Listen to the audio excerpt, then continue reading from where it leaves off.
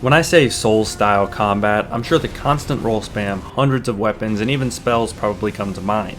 I can't blame you because 6 of the 7 titles all follow that same structure, but today we are talking about the odd one out, the black sheep of the herd that is Sekiro, a game that is only considered a Souls title due to its producer and difficulty, a half-brother to the rest of the games. Despite being the only title with a completely different combat system, it is also my favorite one. So today I'll be breaking down every single aspect of its combat and showing you how truly perfect it is. When combat systems are seen as basic, they can often be mistaken as easy or boring, but in Sekiro, neither of these are the case. You are given one sword at the start of the game, and that will be your only primary weapon for the entire game. Now yes, this severely limits the customization of your character, but it also allows for the rest of the combat system to fall into place. Without having to account for all of the other weapon types, the developers put all of their effort on constructing each and every fight to be centered around one core weapon. This makes the difficulty consistent and the learning curve much easier to overcome. Okay, so you have your sword. Now, how does that fit into this amazing combat system? Well, Sekiro as a game offers you your regular quick step and dodge rolls, but it's mostly offered as a secondary option. Your main way to defend is to parry. Normally, in all of the other Souls titles, parrying is seen as a high-risk, high-reward playstyle, often requiring very specific timing and considerable inlag. In Sekiro, though, it is a fundamental part of combat. It is much easier to pull off, has no input lag, and you can interrupt your own attacks with a parry. This one aspect is why many people claim that Sekiro is like a rhythm game. You are in a dance with your opponent, trading blows and rarely backing away when it is their turn to attack. A complete U-turn from the combat in other Souls titles. This simplistic combat is also the reason many claim this game to be the hardest Souls title, as the bosses are very relentless. I agree that this game is a difficult one, but also has the most rewarding learning curve, and that difficulty mostly comes from the adjustment many players have to make to this new combat system. Additionally, health works a little different in this game. You have no stamina bar, but rather a health bar and a posture bar. Your enemy also has a posture bar on the top of the screen that will fill up when you parry their attacks or land hits.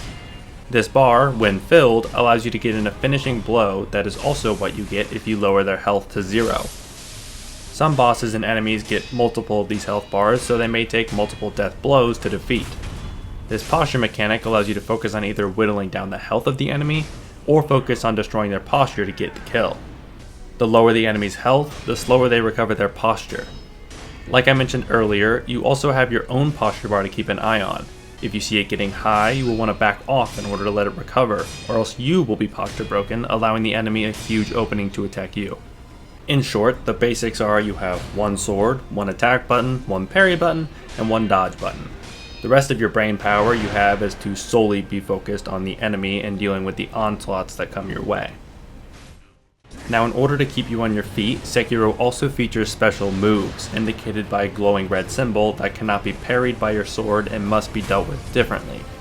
These moves break the flow of combat and allow you to counter them in different ways. Any thrusting attack, indicated by a red symbol, can be dealt with by a Mariki counter. This is where Wolf will step onto the blade, plowing it into the ground and giving yourself an opening. A super smooth and badass feeling dodge to pull off. Another main type of attack, indicated by a red symbol, are sweeping attacks, and these require Wolf to jump on top of the enemy, resulting in a kick to the head and a small opening. The last type of counter is more rare but involves lightning. When you see a red indicator followed by lightning, jump into the air at the moment of the strike. As long as you are in the air, you can reverse the lightning back at the enemy, allowing for a big punish. These counters break up the combat, forcing the player to be on the edge of their seats. When pulled off, combat begins to almost look like a movie rather than a game, making it feel as if you're playing through cutscenes, only with complete control. A combat system is no good if not complemented by the bosses you are fighting. The bosses have a wide selection from annoying to phenomenal, but all obey the fundamentals of combat well. They each vary enough to provide a new challenge but still utilize the same mechanics perfectly. This game also has its own boss rush system that allows you to refight all of the bosses whenever you would like, making it a game I always return to when I'm craving it. These bosses make you feel like you are an equal compared to the overwhelming strength and size of your typical Dark Souls boss. Yes, they are hard, but they're following the same rules as you, and you can certainly overpower them just as they used to overpower you. The battlefield, attacks, flow, and the sound of swords clanging make each and every fight a literal dance to the death, requiring more focus than any other game I have touched. The diversity in your build comes from the addition of your prosthetic arm and combat arts. Wolf can have a variety of attachments that drastically change how each encounter goes. He can have shurikens, a spring-loaded axe, a spear, an umbrella shield, fireworks, or even throw literal money at the enemies. There are so many different prosthetic tools and each one serves its own purpose. What I like about them so much is that there's not one broken tool that makes the game easy. While some tools can trivialize a boss fight, they will be terrible in others, and most importantly, none of them are required to beat bosses, as I spent my entire first playthrough not touching any of them. An amazing option added that lets players choose how much they want to utilize it. The other route of customization is through combat arts. These are moves that can be inputted by attacking while guarding. There are a ton of these and each one also has its own uses. You can only equip one at a time, so you need to choose wisely, but this fixes the issue of people potentially getting bored of the simple attack playstyle. Again, completely optional, and I've never used these during my first playthrough and still had an amazing time. Lastly, I wanted to talk about the combat within the different regions, specifically that with the smaller overworld enemies.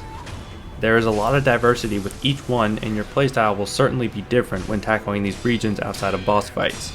There are often many enemies grouped up together, and like the other Souls games, it is best to pick them off one by one and separate them. That is where stealth kills come into play. If you sneak up onto an enemy, you can get a free death blow on them, completely killing them if they only have one health bar. This makes the whole ninja vibe come into place and will have you dropping onto enemies and taking camps out one by one.